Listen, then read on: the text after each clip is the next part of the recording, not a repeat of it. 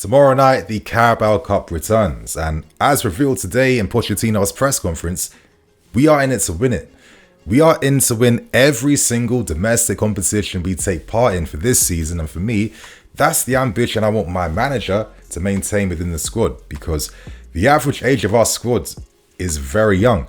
We have no Champions League football or European football to distract us, and I just feel like my bare minimum objectives for this season does involve securing Champions League football for next season and getting one piece of domestic silverware this season. And you could argue that realistically, the Carabao Cup is our best chances of doing so.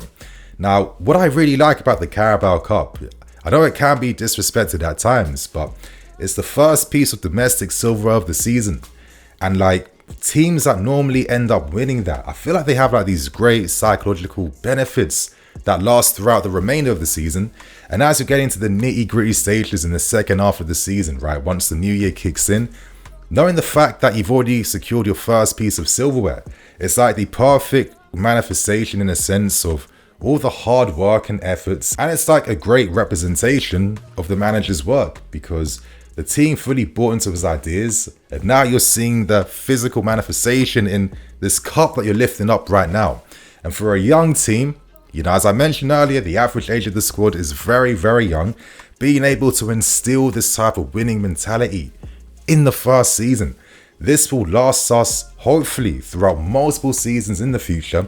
And every time we play in these knockout round games or cup games or even Champions League games, hopefully in the future very soon, I'm going to feel like this team, they have that inner source and confidence to know that they are good enough to compete, win and challenge for honours. So today, my friends, in today's preview, I'm going to go through the key points from Pochettino's press conference. I'm going to go through the predicted lineup. I think that's going to be a really interesting thing to see. And obviously, I get my prediction right in the end. So I hope you guys enjoy it. Hit that like button, of course. Keep the notification buttons on, because I'm releasing a lot of content today because I've not been here this past weekend. So hope you guys enjoy it without wasting no more time. Let's start things off with team news. And to be fair with you guys, don't expect anything amazing right now. As we're learning, Armando Broja, he's still set to complete his rehabilitation program. That's the same for Mudryk, and that's the same for Badiashile. So basically, there's no new players to come back from injury for the game tomorrow. And in terms of new signing in George Petrovic, he hasn't got his work permit accepted at this point in time, so he won't be taking any part tomorrow. But to move on to the other things we learned in the press conference today, as I mentioned, Pochettino is keeping ambitions high for this season. He wants to win tomorrow, and he wants to win every single competition throughout this season. And again, you know, I need to hear this from my manager, and I really hope the players buy into this. I feel like with the quality of the squad and the potential we do have the quality to win silverware this season. I think it would be great for Pochettino to secure this, like literally in his first season. Anyway, in terms of the squad in tomorrow's game, we are learning that Pochettino is set to introduce at least 4 to 5 academy players in the squad tomorrow. So that doesn't imply that they're all gonna like start the game or even all get minutes, but they will be part of the squad. And is this suggesting that we are gonna see some like smart, effective rotation now from Pochettino? That could be the case, and you'd like to think if you're playing against Wimbledon, who are playing in League 2 right now, regardless if youngsters play, they will have the quality, of course, to like, you know, show what they can do and impact the game against Wimbledon. Now, going back to transfers, I do kind of feel like in typical like manager fashion, the managers aren't going to be too transparent around, you know, the wheelings and dealings before the deadline day window ends. Obviously, in terms of exits, he wasn't really revealing too much. And in terms of incomings, he didn't really reveal as much either.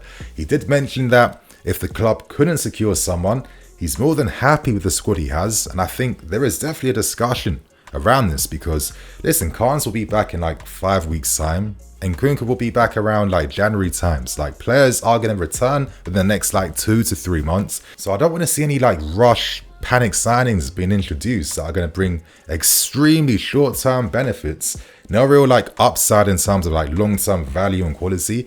And like I always have these like really bad flashbacks of players like your Zappacosta's and co, Danny Drinkwaters as well, where it's just like, you know, you're panicking in buying someone that you didn't really need to buy, who didn't really add anything to your season ultimately in the end. So in my opinion, I want to see Pochettino utilize this team effectively.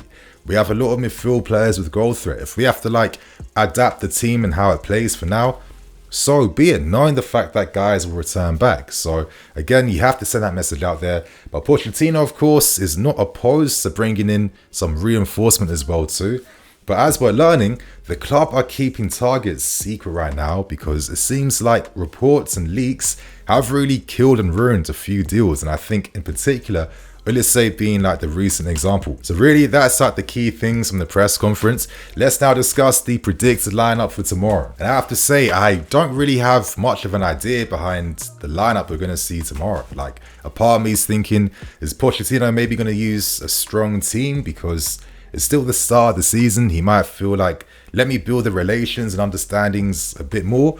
Or will he keep like, a bit of a strong team plus rotation as well? Or could we see young players being introduced? So I'm only going to give my opinion on this, as you guys are seeing on screen right now. To start the game, I've got Jackson up front, alongside him Sterling and Madueke. In midfield, I've got Ugochukwu and Caicedo. Of course, wing-backs being Ian Maatsen and Gusto. In defence, I've gone for Corwell, Bashir Humphreys, Disasi, and of course Sanchez in goal, because Pochettino revealed he's the only goalkeeper we have at this point in time. Now, I was thinking about options like LAVIA, but I'm not too sure Pochettino will just rush him back, as we know that LAVIA is on an individual training program, and as long as he maybe comes off the bench to get some type of minutes, I'm okay with that. Like, with all these injuries we're getting, I don't want to rush players in when they're not really ready. That is just very counterproductive. But in terms of this team, I just think Nico, now that he's got his first goal, if he can score, hopefully a brace against Wimbledon tomorrow, that is confidence that he's bringing into our game this weekend against Nottingham Forest. The same thing for Raheem Sterling, and obviously Madueke up front. He's had no real pre-season, but based on the standard of quality of Wimbledon, I feel like Madueke will definitely start the game tomorrow and hopefully have like a run out against the teams, really start flexing his footballing muscles in that sense. I felt like against West Ham wasn't the best like sub appearance, and I don't blame the kids because again, he's not really had much match fitness. So this is the perfect game for him to build and restore that up. Now in midfield, I've gone for Ugochukwu, who again, we've seen him get 2 sub appearances now. Let this guy cook playing a full 90 minutes. And I've gone for Caicedo alongside him other than Enzo because, Enzo can be rested. I think Caicedo can definitely use this game against a weaker opposition to get even more familiar with Pochettino's ideas, the system and the tactics. And I think these two together could be really quite interesting. We saw Leslie showing some great press resistance in his sub appearance against Luton Town. And I feel like I want to see what he can do if he has that license to like go forward a bit. Let Connor rest, let Enzo rest. Let's not force any silly injuries at all. And obviously wing backs, Ian Maatsen on the left hand side for sure has to be playing. I'll be incredibly surprised if Ian didn't start the game tomorrow. Now that Cucurella is going, and with multiple reports saying that Pochettino is a massive fan of him.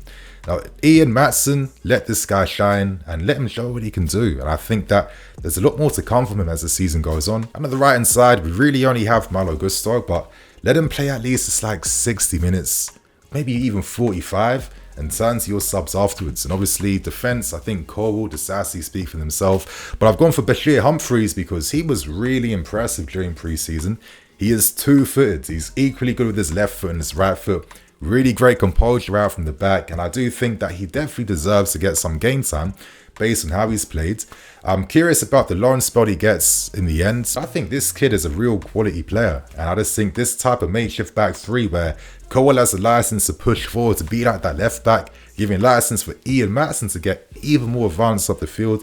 I think having Humphreys in the base allows for you to kind of like play that way, right? So again, in terms of the young guys, I think could get minutes too. I'm looking at Mason Burstow, who will replace Jackson at some point during the game for sure. Looking at Diego Moreira, who I see replacing Gusto, or maybe like Sterling or Madueke as the game goes on. Pochettino did look towards him in pre-season. I was giving him a lot of coaching instructions there as well too. Diego Moreira, very direct, good on either side. Let's see what he does. I'm looking at Gilchrist too, because Alfie Gilchrist also got minutes during pre-season, playing more like a right back at times on the right hand side. So again, with Nottingham Forest approaching on the weekends, you're not going to have Gusto playing 90 minutes against Wimbledon. No need to risk nothing. But I guess my wildcard option would be Leo Castledine. Now, We did sign him from AFC Wimbledon like a few years back. He is someone that is able to play as like an attacking mid across the lines and a box-to-box mid. And would it surprise me if he was part of the squad? Maybe even got like 5 to 10 minutes near the end. Again, 50-50 on this, but I just think that in terms of the players we have right now, you know, POCH will naturally pick the best young players, and we need to obviously sub out the first team quality we have, and obviously we see what happens. So that's my predicted lineup out the way. We now end things in my match prediction, and maybe I'm being cocky, but I'm going to go for like a 4-0 win. Like, I see us getting a lot of goals. I think when we played against weaker opposition during pre-season, like, POCH's football comes to life even more, and the intensity is just too much for, you know, teams of a lower level to really just like get used to and fight back with. So it's really about how many goals we score, the attacking performances and young players and squad players taking advantage and really impressing Pochettino. So my friends, I am Nini FC. This is Blue Lions TV. I'll catch you guys later with some more videos. Cool.